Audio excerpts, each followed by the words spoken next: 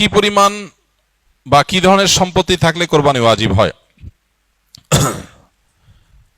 ওলামা হানাফির মতে কোরবানি ওয়াজিব সচ্ছল মানুষের উপরে। সচ্ছলতার সংজ্ঞা কি? যার কাছে এই পরিমাণ সম্পদ আছে, যে পরিমাণ সম্পদ দিয়ে সে, যে পরিমাণ সম্পদ হলে জাকাত ওয়াজিব হয়। জাকাত ওয়াজিব হয় যে পরিমাণ সম্পদ হলে 52.5 ভরি রূপা বা তার সমমূল্য, এটা যদি মানুষের কাছে ক্যাশ থাকে, ব্যাংকে থাকে, ব্যবসা মাল আকারে থাকে, জাকাত যোগ্য সম্পদের মালিক যদি কেউ হয়, জাকাত তো আবশ্যক হয় 1 বছর থাকলে, এটা 1 বছর থাকা জরুরি না। ঈদের দিনগুলোতে, কোরবানির দিনগুলোতে যদি এই পরিমাণ টাকা কারোর কাছে থাকে, সেটা ক্যাশ থাকুক অথবা ব্যবসা মাল আকারে থাকুক বা অন্য কোনোভাবে যেটা জাকাত যোগ্য হয়, এরকম সম্পদ যদি কারোর কাছে থাকে, তাহলে সেক্ষেত্রে তার উপরে কোরবানি ওয়াজিব। এখন যদি কারোর স্বর্ণ থাকে 10 ভরি, তাহলে 7.5 ভরির বেশি হলে জাকাত আবশ্যক হয়, বিধায় তার উপরে কোরবানিও কি হবে? বর্তাবে। এরপরে প্রশ্ন হলো, পশু কোরবানির ক্ষেত্রে পশুর কি কি দিক আমাদের লক্ষ্য রাখতে হবে? পশু কোরবানির ক্ষেত্রে লক্ষ্য করতে হবে প্রথম, কোন কোন পশু দিয়ে কোরবানি দেওয়া যায়, সেই পশু দিয়ে কোরবানি করছি কিনা, এটা হলো সবচেয়ে প্রথম যে বিষয়টি লক্ষ্য রাখতে হবে। সাধারণত গরু, ছাগল, ওঁট, দুম্বা, ভেড়া, মহিষ, এসব পশু দিয়ে কোরবানি দেওয়া যায়।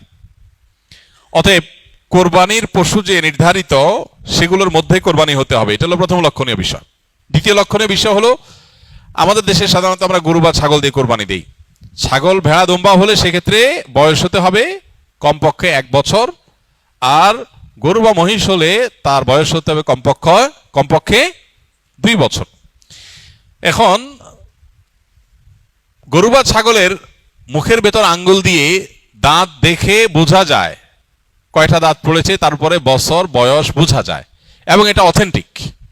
অতএব অভিজ্ঞরা যদি হাত দিয়ে দাঁত পড়া দেখে 1 দাঁত 2 দাঁত হয়েছে 2 বছর, 1 দাঁত হয়েছে 1 বছর, এটা দেখে যদি বয়স নিরূপণ করে, তার উপর ভিত্তি করে কোরবানি করা যাবে। কিন্তু খোলাসা কথা হলো, গরু হলো 2 বছর, ছাগল ভেড়া হলে 1 বছর বয়স হতে হবে। এটা হলো দ্বিতীয় লক্ষণীয় বিষয়। কোরবানির পশুর ক্ষেত্রে তৃতীয় লক্ষণীয় বিষয় হলো, পশুটা উল্লেখযোগ্য বা দৃশ্যমান বিশেষ কোনো ত্রুটি থেকে মুক্ত হতে হবে।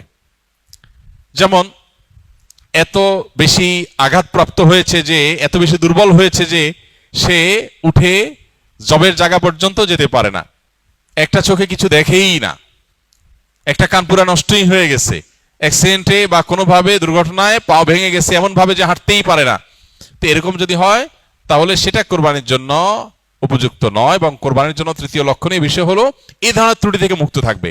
এমনি কানের অল্প একটু কাটা আছে, কোথাও একটু সামান্য কাটা গেছে, একটু দুর্বল হয়েছে, এটার কারণে কোরবানির অসুবিধা হবে না। মেজর কোনো অসুবিধা যদি না হয়, তা দিয়ে কোরবানি করা জায়েজ হবে। তো এই বিষয়গুলো মোটামুটি কোরবানির পশু নির্বাচনের ক্ষেত্রে লক্ষ্য করা হলো কর্তব্য। আর সবচেয়ে বড় বিষয়টা হলো নিয়ত। এটা কি গোশত খাওয়া, নাকি সামাজিক মর্যাদা রক্ষা করা, নাকি আল্লাহর সন্তুষ্টি উদ্দেশ্য, সেটা হলো কোরবানিটা অর্থবহ হওয়া বা এর বিনিময়ে আল্লাহর কাছে লাভ করার জন্য সবচেয়ে গুরুত্বপূর্ণ বিষয়। কোরবানি